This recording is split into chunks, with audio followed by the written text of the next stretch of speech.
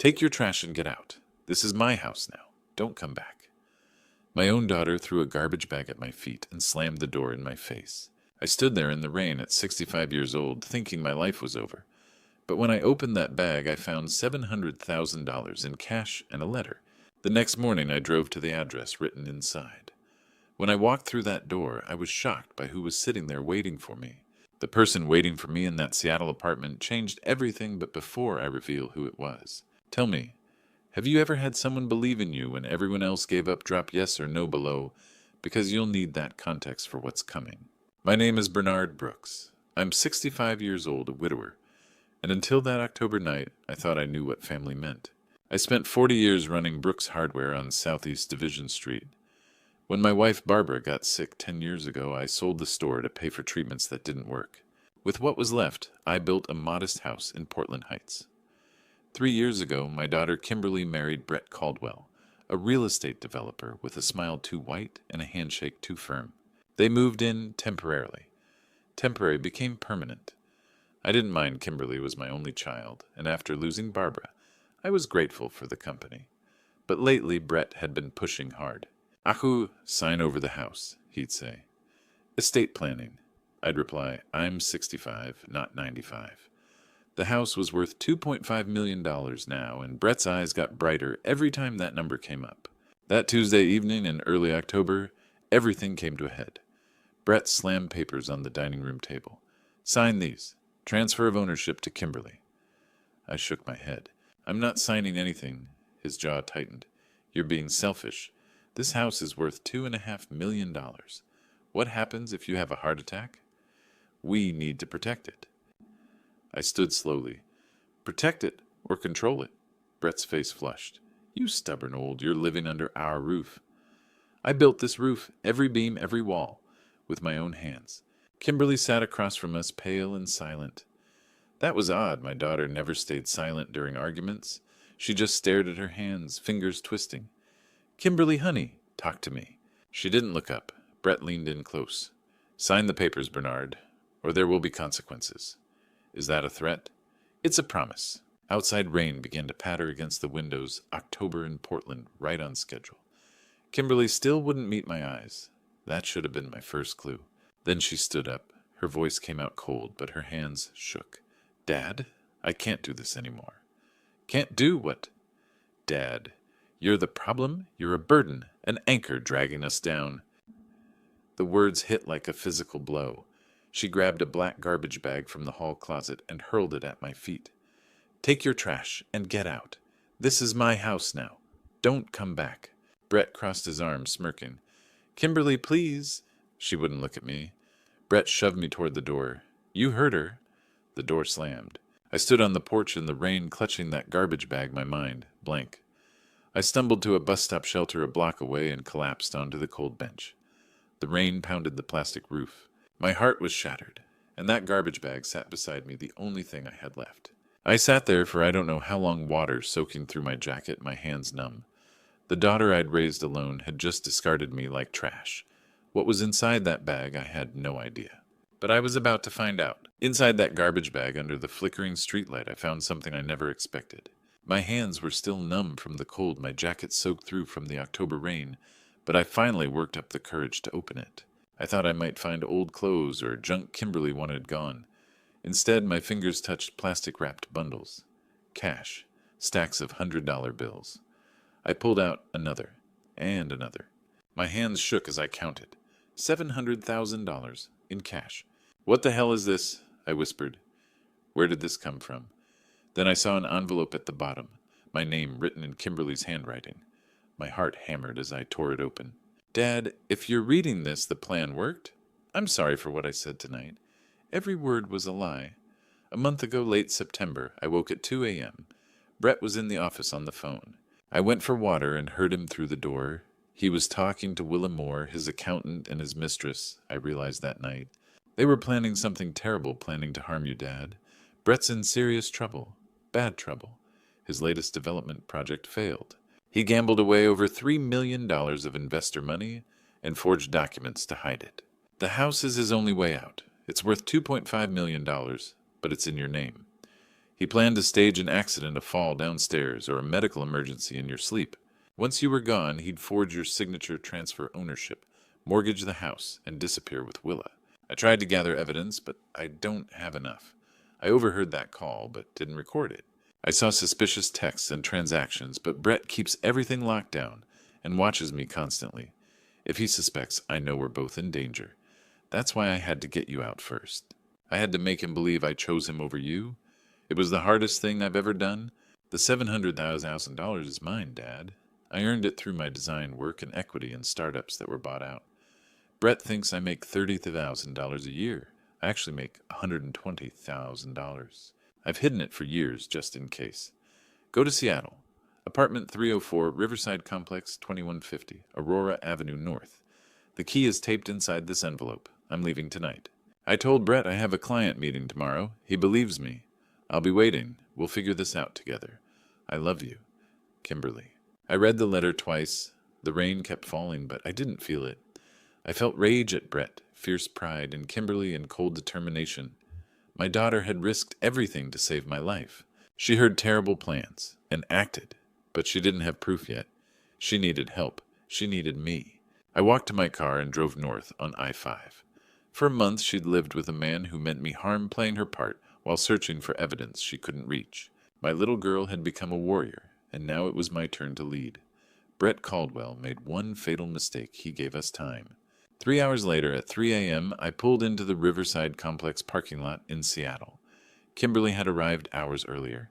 I found apartment 304 on the 3rd floor. My hands shook as I fit the key into the lock. Before I turned it, the door opened. Kimberly stood there, pale eyes, swollen from crying and exhaustion. She whispered, "Dad," and her voice broke. Everything changed in that moment with no return. I stepped inside, and Kimberly collapsed into my arms, sobbing. We stood there in that small Seattle apartment, holding each other. Neither of us spoke. We didn't need to. When she finally pulled back and looked at me, I saw something I'd never seen before. Not my little girl, but a woman who'd walked through fire to save her father. I hated every second of it, she whispered, having to say those things to you. You saved my life, I said. You have nothing to apologize for. When I had to look you in the eye and call you a burden, her voice cracked. Dad, it almost broke me. I know, I saw it. You were shaking. You couldn't look at me. I was terrified you wouldn't understand, that you'd think I really meant it. I gripped her hands. Kimberly, listen to me. What you did took more courage than anything I've ever seen. You're not my little girl anymore. You're one of the bravest people I know. A brief moment of connection, then. Now show me everything. Kimberly opened her laptop and played the recording. Brett's voice came through clear. Willa, the old man won't budge. We've tried everything. He won't sign. Willa's voice. So what do we do, Brett, eh? We do it the hard way. He's 65, living with us. An accident is easy. Fall down the stairs. Head injury gone instantly. Police will think it was a stroke or heart attack. Willa, what about Kimberly? Brett laughed. She trusts me completely. Once the old man's gone, I'll play the grieving husband. It's tragic, but we need to move forward. She'll sign anything I put in front of her. We transfer the house, mortgage it for $2 million, pay off the debts, and disappear to the Caymans. Willa, and if she doesn't sign... Brett paused. Then we'll have another accident. The recording ended. My face went cold as stone. Kimberly showed me more bank statements revealing $3. $2 million missing from Brett's project accounts. Wire transfers to offshore accounts. Gambling losses at Las Vegas casinos. Forged investor documents. Photos of Brett and Willa together. Restaurants. Hotels. He's been cheating for 2 years, Dad, using her accounting skills to hide his crimes. I've been gathering what I could this past month, everything you see here. But it's still not enough. I stared at the evidence. You've got recordings, financial proof photos. Why isn't this enough? I researched it, Kimberly said. Just talking about harming someone isn't enough for charges. They'll call it venting or speculation. A good lawyer will get him off. We need him to actually commit a crime we can prove. Like forgery, I said slowly. Exactly. If you disappear, he'll think he's won. He'll get reckless. He'll forge your signature to transfer the house. That's fraud. That's provable. I'll need help. I can't do this alone. I thought of that. Do you still have Sam Crawford's number? I smiled slightly. My old military buddy, the private investigator. Yeah, I've got it. Call him in the morning, tell him everything. That morning, as dawn broke over Seattle, I made 2 calls. First was to Sam Crawford. He picked up on the second ring, despite the early hour. Bernard, that really you? 3 years since I heard from you. When I told him what I needed, there wasn't a moment's hesitation. I'm in. When do we start? The second call was to a forensic accountant Sam recommended. By noon, we'd assembled a team. By sunset, we'd mapped out a strategy. Brett Caldwell thought he was playing chess. He had no idea we'd just flipped the entire board. The next 8 weeks became the longest of my life. I became a ghost, no phone, no credit cards, no digital footprint. I lived in that Seattle apartment like a man who had stopped existing. 3 hours south in Portland, Brett Caldwell walked straight into every trap we set. Sam helped me disappear completely. We canceled my cards, bought a burner phone with cash, and rented the apartment under an alias. It's like dying without actually dying, I told Sam. Every morning I have to remember I'm not Bernard Brooks anymore. I'm nobody. Kimberly reported me missing to the neighbors. Dad was devastated after the argument. He just left. I don't know where she said. She played the worried daughter perfectly. Brett publicly comforted her. He'll come back when he cools off. Old folks can be stubborn. Watching through the hidden cameras Kimberly installed, I muttered, smug bastard. Sam created a false trail. Through his PI contacts, Bernard Brooks was spotted in Arizona. A credit card was used in Tucson. Sam made the purchase. Anyone checking would think I'd left Oregon entirely. Then Brett took the bait. Week 1, he hired a forger named Vince. Kimberly's camera caught it. I need signatures that'll pass inspection. That'll cost 10 grand. Deal. Week 2, forged signatures appeared on property transfer documents. Sam photographed Brett at the county clerk's office. Papers filed showed Bernard Brooks transferring ownership to Kimberly Brooks Caldwell. Week 3. Brett took Kimberly to the bank. Since your dad's gone, we should protect our assets. He mortgaged the house for $2 million. Kimberly asked, confused, is this legal with Dad not here? Brett smiled. He signed before leaving. Trust me. She was wearing a wire. Sam recorded everything. Week 4. Brett paid his gambling debts. $800,000 to a Las Vegas casino. $400,000 to private creditors. Sam traced every transaction. Week 5. Brett planned his big ceremony, a new development funded by stolen money. He invited investors, press, and city officials. This is my comeback, my coronation. Weeks 6 and 7, Brett became increasingly affectionate with Kimberly. He bought expensive gifts. She faked gratitude. I watched, thinking every smile cost her, but she never slipped.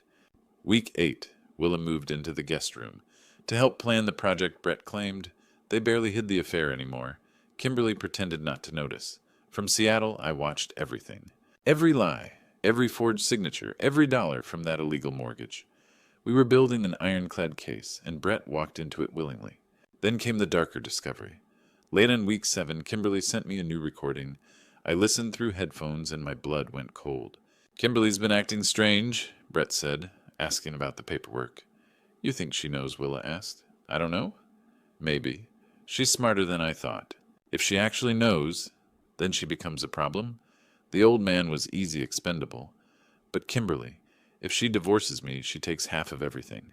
Can't let that happen. My hands shook. This wasn't just about me anymore. My daughter was in danger. I sat alone in that dark apartment, listening to Brett discuss hurting my child like it was a business decision. For 8 weeks, I'd been patient, strategic, playing the long game. That recording changed everything. This was no longer about justice, my house, or my name. It was about survival. I had 2 weeks before Brett's moment of triumph, when he'd stand on stage like a king. 2 weeks to turn it into his reckoning. Suddenly, 2 weeks felt like both an eternity and nowhere near enough time. December 1st. Brett's big event was scheduled for December 15th, exactly 2 weeks away. Sam Crawford sat across from me in the Seattle apartment, evidence files spread between us like battle plans. You ready? He asked. I met his eyes. Brett is planning to harm my daughter. I've never been more ready. The apartment walls were covered with proof, a whiteboard timeline, photos of forged documents, money flow charts tracing stolen cash, and transcripts of recorded conversations. Sam had brought in a critical contact FBI agent, Karen Wallace. She'd been investigating Brett's company for investor fraud for months. We've had eyes on Caldwell development for a long time, she said, but we couldn't get inside. Your evidence fills every gap. Agent Wallace reviewed the files carefully. This is solid. Forgery, fraud, embezzlement, conspiracy to harm. He's facing 15 to 20 years minimum. Then she added, but we need to catch him cleanly. Public setting. Witnesses. No room for lawyers to twist it. That's why we use his groundbreaking ceremony, I said. 200 guests. Press. City officials, including Mayor Richardson. He'll be on stage, convinced he's won. They finalized the plan. FBI agents would attend as anonymous investors. When the video played, they'd move in. A simultaneous warrant would be executed for Willem Moore. Everything timed to the second. Agent Wallace hesitated. Mr. Brooks' public arrests like this are unusual? I leaned forward. He planned to hurt me and my daughter. He stole from dozens of people. He needs to fall as publicly as he rose, or men like him think they're untouchable. Wallace studied me, then nodded. All right, let's end him. Sam and I spent days assembling the video expose. It opened with my reported disappearance. Then came the recordings. Audio synced with subtitles. Forged signatures appeared beside real ones. Financial documents exposed the embezzlement. A clear timeline of crimes followed. Photos of Brett and Willa's affair flashed on screen. The final reveal showed the truth I was still alive. Sam remotely installed the AV override system at the Portland Convention Center. It would cut Brett's presentation at a precise timestamp. Once triggered, it couldn't be stopped. A backup USB was prepared in case anything failed. I recorded the voiceover in sections steady and controlled. Sam edited everything together. We rehearsed repeatedly. This has to be flawless, Sam said. We only get one shot. The finished video ran 12 minutes. Every second mattered. I checked in with Kimberly daily on a secure line. She was exhausted. I don't know how much longer I can do this, she admitted. Just a few more days, I told her. You're almost free. Brett grew suspicious. You seem distant, he said. Kimberly played it perfectly. I'm just stressed about your big moment. I want it perfect. 2 days before the ceremony, Brett rehearsed his speech. Kimberly watched him confidently pace the room. She texted me later, he has no idea what's coming. The night before the event, she couldn't sleep. At 2 a.m, her message came through. Dad, I'm scared. What if something goes wrong? I replied immediately. Nothing will. Tomorrow we take our lives back. December 15th, 6 p.m. I stood backstage at the Portland Convention Center, wearing the suit I'd worn to Kimberly's college graduation. Through a gap in the curtain, I watched 200 people take their seats. Investors, reporters, city officials. Mayor Richardson sat front row. Agent Wallace and her team blended in effortlessly. Kimberly sat in the third row, hands folded, face calm. Only I noticed her fingers trembling. Then Brett Caldwell walked onto the stage in his designer suit, smiling, waving like a king. He had no idea that in exactly 12 minutes, everything he'd built would be reduced to ashes. The lights dimmed, and the crowd settled into their seats. Brett Caldwell stepped to the microphone, and from the shadows backstage I watched him. My heart pounded. This was it. There was no turning back. The stage was perfect. A massive screen behind him, a podium stamped with the Caldwell Development logo spotlights gleaming. Brett smiled and began with practiced ease. Ladies and gentlemen, Mayor Richardson, distinguished guests, thank you for being here tonight. His voice was smooth, confident. This evening marks more than a groundbreaking. It marks a vision realized, a promise fulfilled. Slides appeared behind him, sleek architectural renderings, glossy statements about growth and community impact. This project will bring 500 jobs to Portland. We're not just building structures.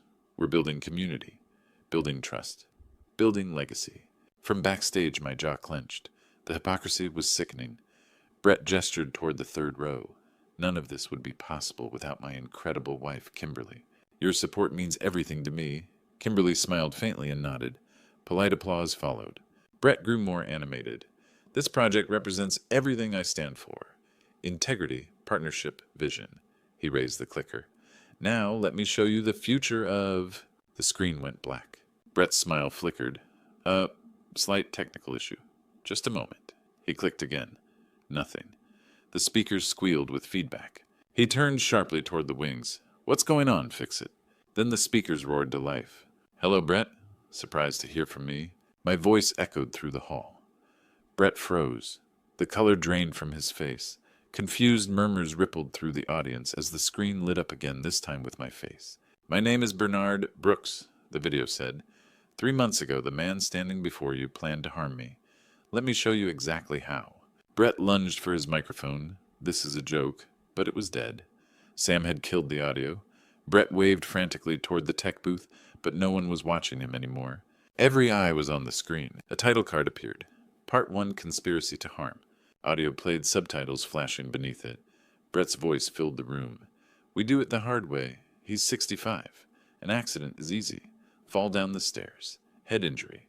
Police will think stroke or heart attack." Gasps rippled through the crowd. Willem Moore's voice followed. "What about Kimberly?" Brett replied calmly. "She trusts me. Once the old man's gone, she'll sign anything.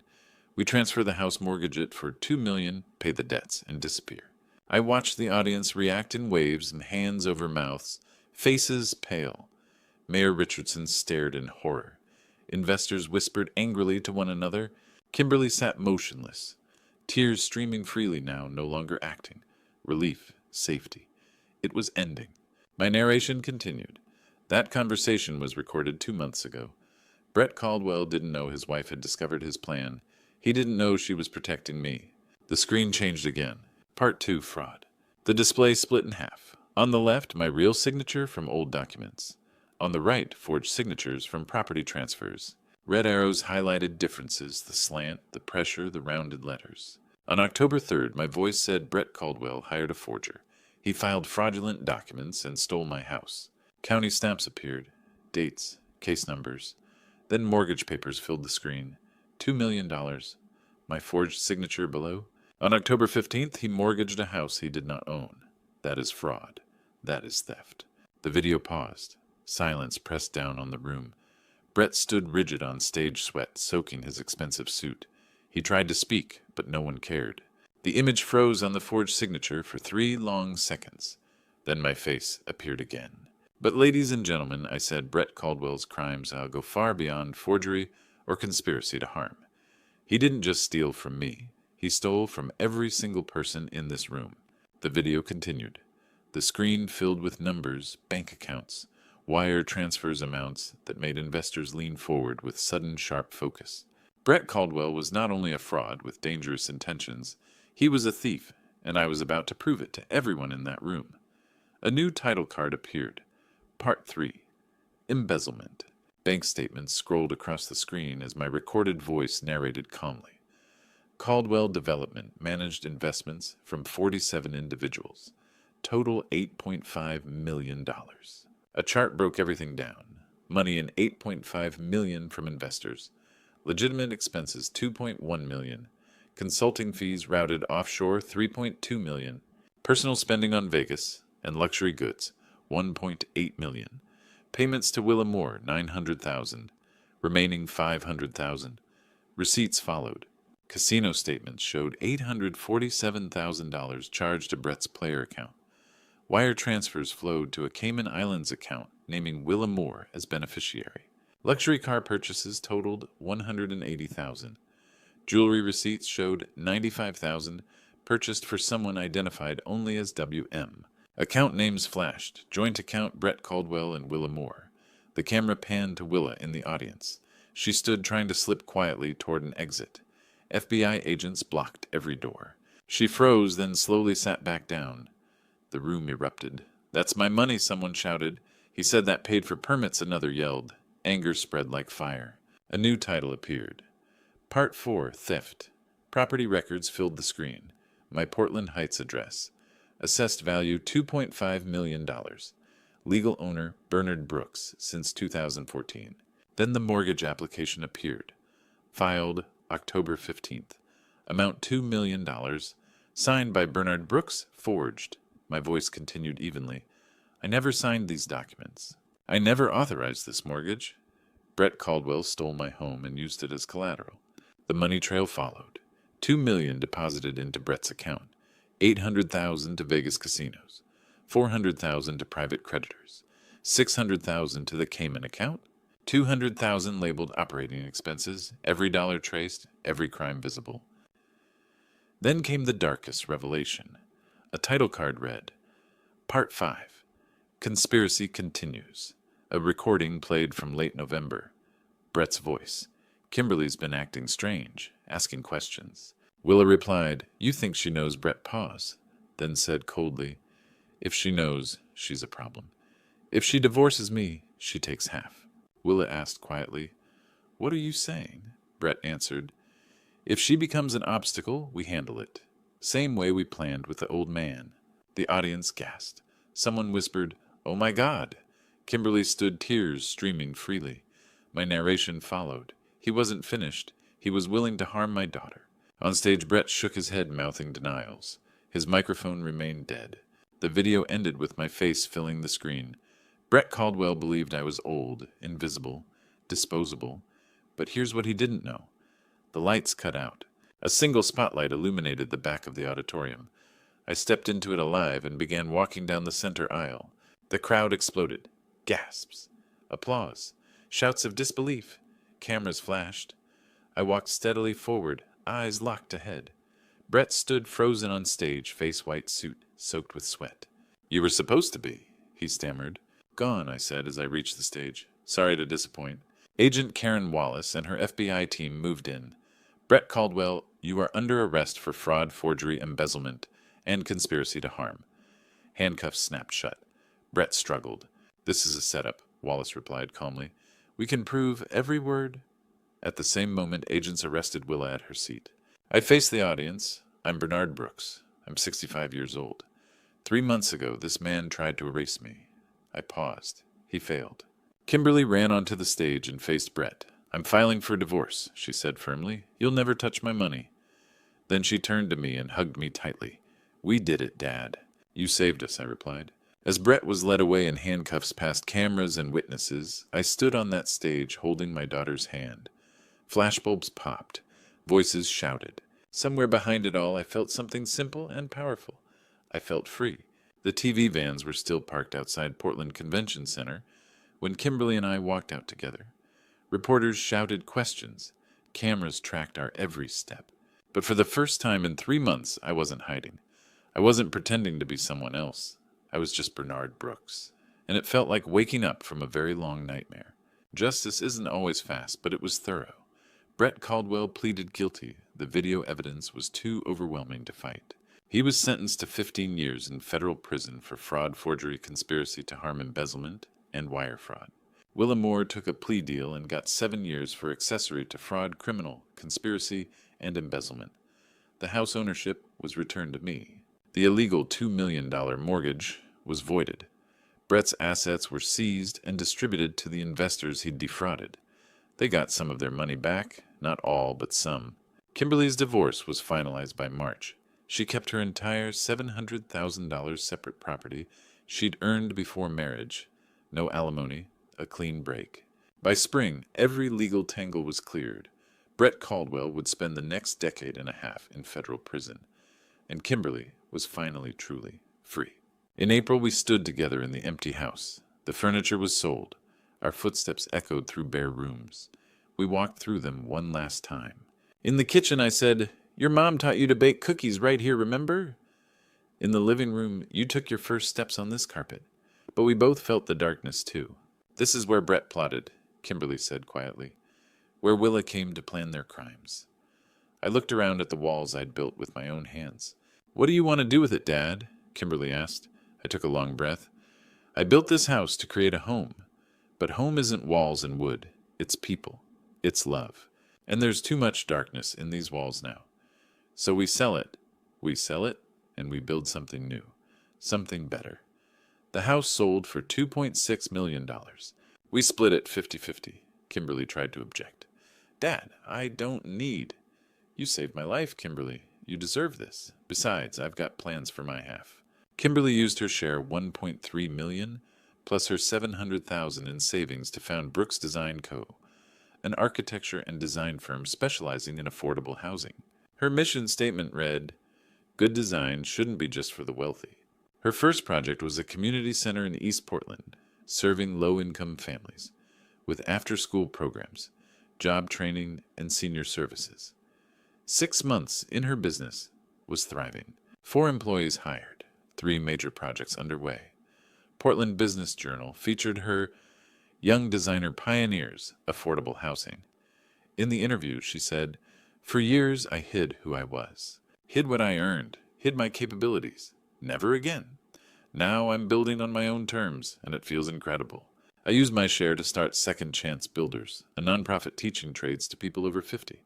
Carpentry, basic home repair, plumbing, electrical work, plus financial literacy workshops focused on preventing elder financial abuse. So what happened to me? I told the first class, never happens to anyone else. I hired Sam Crawford as executive director. Our classes were held at the community center Kimberly designed. Our first class had 15 students, ages 52 to 71, a retired teacher learning carpentry, a widow learning to fix her own plumbing, a former accountant laid off at 58 learning home repair to start a handyman business. I spent 40 years building things, I told them. Now I'm teaching others to build, not just skills, but confidence. Knowledge that you're never too old to learn something new, never too old to start over. Kimberly and I had Sunday dinners together every week, never missed. We collaborated on projects, her designs, my construction expertise. We'd walked through hell together, but we'd come out stronger, not just as father and daughter, but as partners, as equals, as survivors who refused to stay victims. 6 months after that night at the convention center, Kimberly and I stood together at the ribbon cutting for our community center, her design, my teaching space, our shared vision of giving people second chances. Mayor Richardson was there, yes, the same Mayor Richardson who'd witnessed Brett Caldwell's fall. Local news cameras were rolling, but this time they were recording something good, something worth celebrating. Kimberly handed me the scissors. "Do you want to do the honors, Dad?" she asked. I looked at the building, solid, purposeful, built to serve and endure, like us. I smiled and took her hand. "Let's do it together, sweetheart." People often ask me now at workshops, at speaking events, even in the grocery store when someone recognizes me from the news, Bernard, "How did you do it? How did you come back?" I always give the same answer, the truth. I'm teaching carpentry in my Second Chance Builders class for people over 50 when George 68 asks that question. I put down my tools and say, "You want an honest answer, I didn't come back." I move forward. There's a difference. Coming back means trying to return to who you were. But the man who trusted too easily, who believed keeping peace meant accepting disrespect, is gone. Good riddance. Moving forward means becoming someone new, someone who knows his worth. Age doesn't make you weak. It makes you wiser, more experienced, more strategic. That garbage bag my daughter threw at me? People hear these grandpa stories and think it was trash. It wasn't. It was a gift. Kimberly's way of saying, "Dad, I trust you. Fight back," and I did. God gave me the clarity to see that. The hardest battles aren't won with strength. They're won with patience, strategy, and knowing when to wait and when to act, building a case like building a house one board at a time. I'm not just talking to George. I'm talking to everyone listening to these grandpa stories. Brett Caldwell made one fatal mistake. He confused age with weakness. He thought 65 meant invisible, finished. But age is wisdom earned over decades. It's knowing how to plan and protect the future.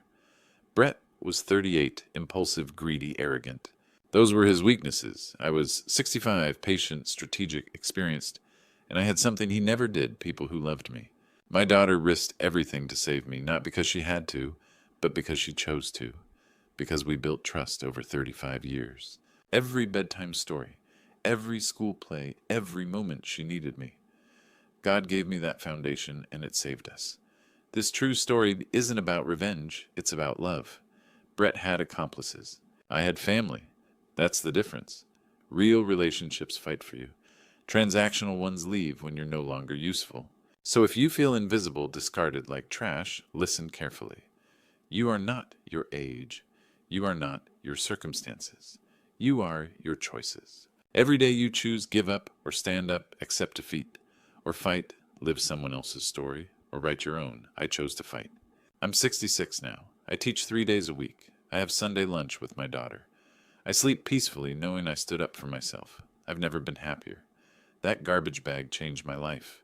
This true story proves it's never too late. These grandpa stories exist to remind you of that. Thank you for listening to my true story.